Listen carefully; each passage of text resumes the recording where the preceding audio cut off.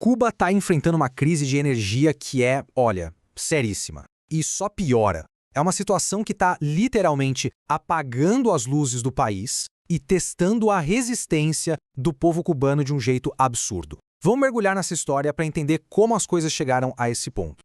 Para a gente entender de verdade essa crise, o primeiro passo é olhar para o impacto na vida das pessoas. Isso aqui não é só uma questão técnica de infraestrutura, é o dia a dia de milhões de cubanos. E essa frase da Yaite Verdecia, que mora em Havana, resume tudo. Não há salário que aguente isso. Mostra exatamente como a crise de energia virou uma crise no bolso de cada um, tornando a vida, bem, simplesmente insustentável. E para ter uma noção da escala do problema, olha só esse número, 63%. Imagina, mais da metade do país inteiro ficou sem luz de uma só vez, num apagão gigantesco no dia 31 de janeiro. Foi o maior blackout desde 2022. Um sinal claro, né, de que a rede elétrica está por um fio.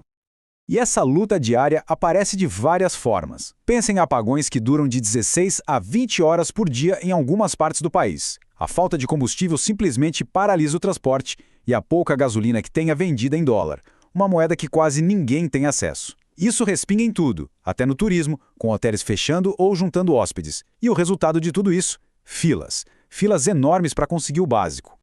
Tá, mas por que isso está acontecendo? Vamos agora para a primeira camada do problema, o estado deplorável da infraestrutura de energia de Cuba. O sistema elétrico cubano é frágil, para dizer o mínimo. Ele depende de 8 usinas termoelétricas super antigas, sabe, algumas com máquinas de mais de 30 anos. A rede de distribuição está toda desgastada, caindo aos pedaços, e por décadas faltou dinheiro para manutenção e conserto. É um problema crônico. E a gravidade da situação fica bem clara com esse dado aqui. 7 das 16 usinas principais do país estão paradas, seja por defeito ou por manutenção. É isso mesmo, quase metade da capacidade de gerar energia está simplesmente desligada. Aí fica fácil entender por que os apagões são tão longos e frequentes. Mas ter uma rede velha é só uma parte da história. Porque, mesmo que as usinas estivessem novinhas em folha, elas ainda teriam um problema talvez até maior, a falta de combustível para funcionar. Esse gráfico mostra bem a vulnerabilidade de Cuba. O país só consegue produzir mais ou menos 1/3 da energia que precisa. Os outros 2/3, precisam vir de fora. Isso deixa a ilha totalmente dependente de outros países e super exposta a qualquer problema de fornecimento.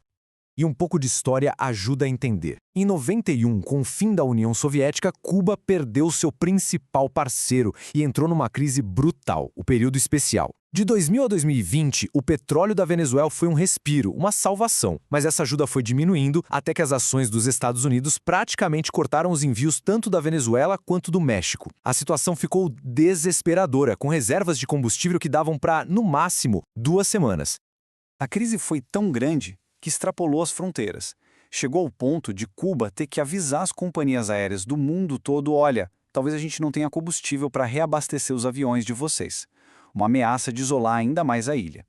E isso tudo nos leva à raiz mais profunda do problema, aquilo que as autoridades cubanas e seus aliados apontam como a causa principal de tudo, o embargo dos Estados Unidos.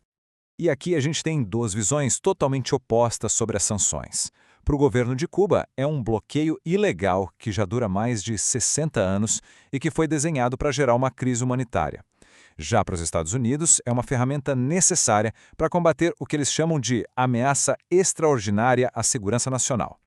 Para a gente ter uma ideia do impacto em dinheiro, vamos aos números. Em apenas um ano, o governo cubano estima que o bloqueio causou um prejuízo de mais de 7,5 bilhões de dólares. É muito dinheiro.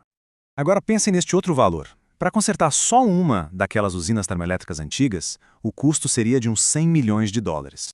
E agora a gente junta as duas coisas. O dinheiro para consertar uma usina inteira é o mesmo valor do prejuízo que Cuba diz ter em apenas 5 dias de bloqueio. Isso mostra, na prática, como a pressão financeira impede o conserto da rede elétrica. O bloqueio não é algo abstrato, ele funciona de jeitos bem concretos. Primeiro, navios que param em Cuba sofrem sanções, então ninguém quer entregar combustível lá. Segundo, as poucas empresas que se arriscam cobram uma fortuna, às vezes o triplo do preço. E o mais importante, conseguir financiamento internacional para comprar peças ou fazer manutenção é praticamente impossível. Claro que uma crise desse tamanho chama a atenção do mundo. Vamos ver então como a comunidade internacional está reagindo a tudo isso. O cenário geopolítico, como sempre, é bem complicado. A China diz que Cuba não está sozinha e oferece dinheiro. A Rússia promete continuar mandando o petróleo. Do outro lado, o México sentiu a pressão dos Estados Unidos e parou os envios. E a ONU? Bom, a ONU já está alertando para o risco de um colapso humanitário. E a opinião do resto do mundo sobre o embargo é bem clara. Na ONU, a votação é sempre esmagadora, 187 países pedindo o fim. Só os Estados Unidos e Israel votam contra. É uma condenação quase unânime, que acontece de novo e de novo todos os anos. E para deixar tudo ainda mais tenso, no meio dessa crise toda, os Estados Unidos mantêm sua maior presença militar no Caribe desde a Guerra Fria. Isso inclui porta-aviões, milhares de soldados, é uma demonstração de força bem no meio da região. No fim, a gente fica com essa pergunta que é gigante e complexa. Prensada entre um embargo externo e uma infraestrutura que desmorona por dentro, qual é o futuro de Cuba? Qual é a saída?